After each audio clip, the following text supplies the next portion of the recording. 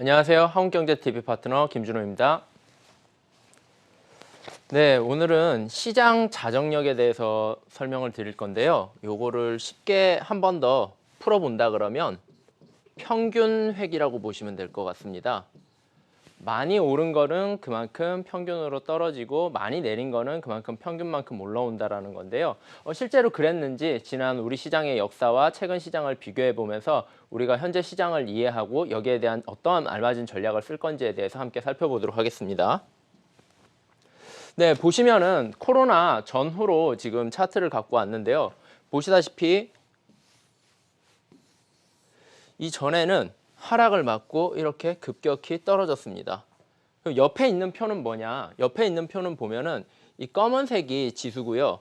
여기 보시면은 이 주황색이 개인들의 매수세입니다. 그럼 사실상 시장이 이렇게 떨어지고 난 다음에 이렇게까지 오를 때 실질적으로 우리 개인들이 시장을 이끌어 왔다라는 것을 잘 아실 수가 있습니다. 그런데 현재 우리는 이 구간에 있죠. 이 구간에서 개인들이 지금도 여전히 사고 있는데 왜 시장은 안 올라가는 거지? 뭔가 이제 시장이 바뀌었나? 내가 잘못된 건 아닐까? 라는 물음을 던지고 여기에 대해서 해법을 찾으셔야 됩니다. 우선 결론부터 말씀드리면은 절대로 틀리지 않았습니다. 단 현재 시장 상황이 저희가 지금까지 경험한 코로나 이후에 쭉 상승하는 시장 상황과는 조금 바뀌었을 뿐입니다. 그거를 제가 무려 주식시장의 20년 역사치를 갖고 와가지고 그 지표로 간단하게 보면서 확인해 보도록 하겠습니다. 네, 보시면은 코스피 20년 지표입니다. 여기서 잘 알아두셔야 될 게 보시면은 2002년도, 2003년도 이때 이슈가 카드 대란 사태가 있었죠. 그런데 실질 이때 지수 빠진 거 보면은 약 한 950에서 한 500까지니까 40에서 한 50% 정도 빠졌다는 걸 알 수가 있습니다. 하지만 그 이후 시장은 원래대로 자리에 돌아왔습니다. 그리고 그 이후에 중국 쪽 성장과 개인들의 펀드 매수에 힘입어 가지고 쭉 올라갔습니다. 지수는 1750. 아뿔싸. 그런데 하나 이슈가 더 생겼죠. 바로 예기치 못한 서브프라임 모기지 사태입니다. 이때 아마 주식을 가지고 계셨던 분들은 깜짝 놀라셨을 건데요. 코스피 새로운 역사를 쓰는 건가? 2000포인트 넘었는데 하다가 꽝! 두드려 맞아버리죠. 1000포인트 밑으로. 정말 깜짝 놀라셨을 겁니다. 근데 사실 지수는 40, 50% 빠졌다라고 하지만 그것도 어마무시한 거지만 실질 지수가 40, 50% 빠질 때 개별 종목들은 두세 배 정도 더 많이 빠지는 특성을 보입니다. 그러면 사실상 거의 60%에서 80% 정도 빠졌다라는 것이 됩니다. 그러면 이 기간 동안 우리는 어떤 전략을 썼어야 되는 걸까요? 그냥 하락 맞았으니까 무조건 들고 있으면 주식은 오른다? 근데 반은 맞고 반은 틀렸습니다. 보시면은 리먼 사태 이후에 지수가 올라갔는데 이 올라온 폭이 약 한 140% 정도입니다. 그러면 쉽게 말씀드려서 마이너스 내가 10억 원 가지고 시작했는데 마이너스 지수가 50% 돼가지고 5억이 된 겁니다. 그 5억에서 100%가 올랐으니까 이제 원금이 회복이 된 겁니다. 그런데 중요한 거는 시장은 이렇게 올라왔지만 분명 이 시기에도 내 계좌는 전혀 올라오지 않았는데 내 종목들은 전혀 올라오지 않았는데 하물며 이 기간 동안 안 좋은 사례의 종목들도 더 많이 보셨을 겁니다. 오히려 더 빠지거나 아예 움직이지도 않는 종목들. 그러고 나서 지수는 무려 2011년부터 2019년까지 장장 8년간 그냥 큰 흐름으로 본다 그러면 이렇게 횡보세를 거쳤습니다. 그런데 중요한 거는 여기서 한번 우리 회복할 때 종목들이 100%만 올랐나요? 분명히 700%, 600% 오른 종목도 있고 떨어진 종목들도 있습니다. 하물며 이 횡보 기간 때 종목들이 다 기었나요? 아니죠. 옆으로 기지 않고 올라간 이렇게 정말 말도 안 되게 올라간 종목들도 있고 역시나 빠진 종목들도 있습니다. 시장은 이처럼 많이 빠지면은 그만큼 올라와주고 옆으로 기다가 다시 올라와주고 이 패턴을 반복하고 있는데요. 중요한 거는 여기서 시장 자체는 그런데 내 종목이 과연 이 시장과 일치될 수 있냐라는 겁니다. 시장은 이렇게 평균회귀 성격이 있는데 내 종목은 평균회귀 성격이 있는지 한번 살펴보셨나요? 실질 자정 능력이 있는지? 보시면은 저희가 지금 맞이하고 있는 시기는 이 구간입니다. 요때 코로나 사태가 터졌죠. 그럼으로써 또 꽝 한번 맞고 떨어졌습니다. 약 지수는 한 35%에서 40% 빠졌으니까 내 개인 종목은 한 60%에서 80% 많이 빠진 것도 있고 그냥 지수만큼 빠진 것들도 있겠죠. 이때 분명히 경험하셨을 겁니다. 이렇게 회복하는 과정에서 또 시장은 100 몇 프로 상승을 했습니다. 이때 내 계좌가 이전에 수익을 넘어서 가지고 그냥 갖고 있던 종목이었는데 100% 200%난 종목도 있고 그냥 원금선에서 아마 처분하신 여러분들도 계실 겁니다. 이처럼 가장 중요한 거는 시장이 왔다 갔다 할 때 어떤 전략을 구사할 건가입니다. 그럼 지금은 큰 흐름으로 본다라고 생각하면은 또 한 번 올라갔다가 최근에 오미크론 관련해 가지고 지수 이슈를 받았습니다. 사실 그간 올라간 폭에 비해서는 지수 조정이 아주 크다라고도 볼 수가 없습니다. 그런 고민은 여기서 과연 더 올라갈 거냐, 빠질 거냐, 횡보를 할 거냐 이 세 구간 중에인데 중요한 거는 아까 말씀드렸다시피 시장의 방향성보다는 내가 어떤 전략을 구사하는가가 가장 중요한 포인트가 될 수 있습니다. 현재 시장에서 올라가도 좋고 옆으로 기어도 좋고 하물며 빠져도 좋다라는 관점이 있으면 정말 좋지 않을까요? 그 관련해서 한번 살펴본다 그러면 오케이 그러면 20년까지 알았고 시장 평균 회귀 능력이 있는 것도 알았어. 그러면 어떤 종목들을 조금 구하거나 어떤 업종들을 들어가면 우리가 그걸 유리하게 활용할 수 있을까라는 궁금증이 드실 거예요.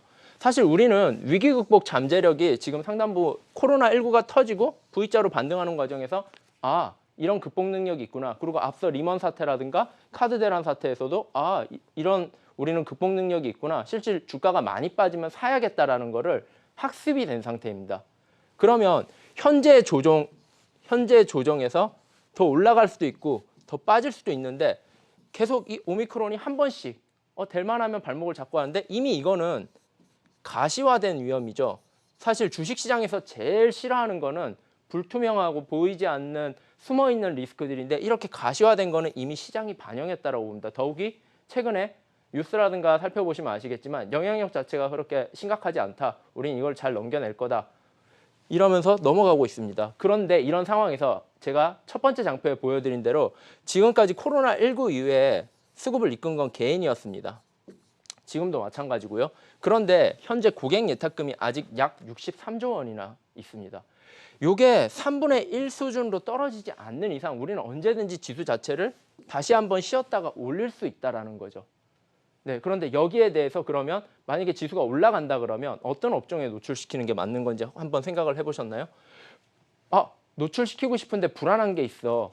미국하고 중국이 계속 영향을 주잖아. 네, 물론 미국하고 중국 너무 중요합니다. 그런데 간단하게만 한번 짚어볼게요. 중국이 불안하신가요? 중국 현재 최근에 입장을 취하고 있는 게 사실 경제를 볼 때는 기업 그리고 가계 그리고 정부를 보시면 되는데 여기서 정부는 딱히 논하진 않겠습니다. 중국 같은 경우에는 사실 당이 중심이 돼가지고 유동성 완화 정책을 계속적으로 펼치고 있습니다. 전 세계적으로 긴축 모드로 들고 가고 있는데 지준율 인하를 통해서 아직 우리는 굶주렸다. 계속적인 성장을 위해서 지준율 인하를 통해 갖고 경기를 계속 부양시키겠다는 의지를 보여주고 있습니다. 중국 좋습니다. 그리고 우리나라 같은 경우에는 수출 국가이기 때문에 경기 민감 업종들이 특히나 많은데 중국하고 미국의 영향을 굉장히 많이 받습니다. 심지어 미국에서 감기가 걸리면 우리는 몸살에 걸린다라는 얘기도 있죠. 네, 그런 측면에서 봤을 때 그럼 미국이 이제 약간은 발목을 잡는 게 아닌가 불안하실 거예요. 근데 미국의 지표들을 보여드릴게요. 현재 보시면은 실업 청구 수당이 이렇게 올랐다가 코로나 때예요. 이때는 코로나 터지고 이렇게 올랐다가 현재는 이렇게 완만하게 실업 청구 자체가 거의 완만하게 바닥을 기고 있습니다. 그리고 중요한 거는 고용지수 자체도 떨어졌다가 이후에 건수가 계속 올라오면서 상승하고 있습니다. 이 말이 뭐냐? 기업이 투자할 준비가 됐고 고용할 준비가 됐다라는 겁니다. 우리는 이제 경기 자체가 계속 나아갈 거라고 믿고 그러니까 사람을 뽑겠어. 그리고 실업률 자체도 그러니까 계속 줄고 있어를 이 부분에서 확인할 수 있습니다. 그럼 기업이 살아나면 어떡할까요? 고용을 통해 가지고 당연히 가계 소비 자체를 늘려줄 수가 있겠죠. 보시면은 가계 쪽입니다. 가계 쪽 보시면 처음에는 코로나 터지고 불안하다. 저축을 좀 많이 해야겠어 라고 하던 가계가 보시면 최근에는 저축률이 상당히 줄어들었습니다. 이 말은 소비를 하고 있다는 겁니다. 반대로 이제는 소비에 나섰다는 거죠. 가계가 소비에 나서면은 기업의 제품과 서비스가 그만큼 많이 팔린다라는 거겠죠. 그러면 실질적으로 기업의 생산활동 자체가 또 늘어나고 투자를 통해서 선순환이 계속 반복되는 겁니다. 고용을 하고 그 고용된 인원들이 다시 소비를 하고 이런 식으로 경제 자체가 계속 성장해가는 선순환 패턴을 그리게 된다는 거죠. 그러면 소비 지수는 실제로 소비를 하고 있나요? 보십시오. 코로나 이후에 쭉 떨어졌습니다. 쭉 밀렸다가 현재 치고 올라오고 있죠. 신용 소비를 하고 있다는 겁니다. 실질적으로. 신용카드를 통해서 소비를 하고 있는 건데요. 미국까지 지금 살펴봤습니다. 그런데 우리는 여기서 더 중요한 사실을 알 수 있습니다. 아까 제가 서두에 말씀드린 대로 시장이 빠져도 좋고 옆으로 기어도 좋고 올라도 좋아. 거기에 해당되는 종목들이 뭐가 있을까라고 생각해 보시면 사실 이미 미 증시에서 단서를 얻을 수가 있습니다. 이 종목들을 많다라고 하는데요. 앞글자만 따서 마이크로소프트 M, 애플의 A, 엔비디아 A, 테슬라, 알파벳 해갖고 많다라고 이제 요즘에는 또 말을 짓더라고요. 네, 이 많다가 있는데 얘네 특징을 보면 그래프가 너무 작아가지고 안 보이실 수도 있는데 보시면은 코로나 터지고도 일정 부분 조정받고 이거는 뭐 조정받았는지도 모를 만큼 계속적으로 선순환 상향을 했습니다. 얘네들의 특징을 뽑아내면 되겠죠. 기본적으로. 그런데 얘네는 소비가 회복되지 않고 코로나로 인해 가지고 재택근무가 많아지고 외출이 자제되고 봉쇄가 돼도 계속적으로 올라왔습니다. 특징들이 있거든요. 기본적인. 네. 그래갖고 요 특징들로 다시 한번 우리나라 증시를 지금 본다라고 하면은 사실은 그간 너무 많이 상승을 하고 3,300포인트 찍고 지금 약 한 10%포인트 내려온 상황입니다. 아마 계좌는 개별 종목을 갖고 있었다 그러면 마이너스 20에서 한 30% 정도 회복을 못하고 있는 상황이다 그러면 한 요 정도인데 지금 시점이 굉장히 중요한 시점이라고 볼 수 있습니다. 왜? 이때 적극적으로 어떤 전략을 펼치냐에 따라서 수익률이 천차만별이 되실 겁니다. 이때 내가 적극적으로 리밸런싱을 하겠어, 종목 교체를 하겠어, 아니면 그냥 버티겠어에 따라 가지고 아까 우리가 시장의 위기, 20년간 위기에서 경험했듯이 어떤 종목들은 시장이 100% 올라감에 따라 200%, 300% 올라갈 거고 어떤 종목들은 시장이 100%, 200% 올라가도 그 자리에 머물 수도 있는 겁니다. 그래서 제가 간단하게만 말씀드리면은 만약에 매매의 관점으로 시장을 보신다 그러면 현재 주도 업종, 제가 이 다음 장표에 보여드릴 건데 이 신고가 3,300포인트 자체를 돌파한다 그러면 무조건 그 관련 섹터와 그 주도 업종으로 집중하셔야 되고요. 그게 아니고 그냥 내려가거나 횡보를 긴다 그러면 이때는 다른 사람, 대중들이 찾지 못한 가치를 먼저 발견해서 괜찮은 종목을 저렴한 가격이나 적당한 가격을 지불하시는 게 가장 중요한 포인트가 될 수 있습니다. 이도 저도 아니다 그러면 아까 말씀드린 대로 이 많다에서 특징들을 뽑아내가지고 종목을 고를 수 있는데요.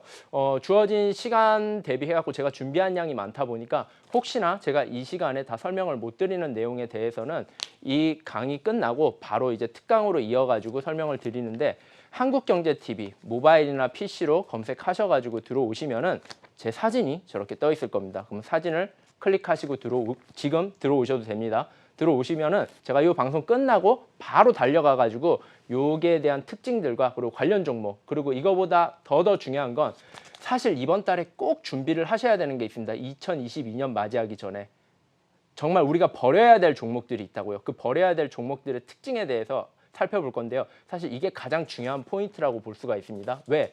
내가 버릴 것만 제대로 알아도 선택과 집중을 하실 수가 있거든요.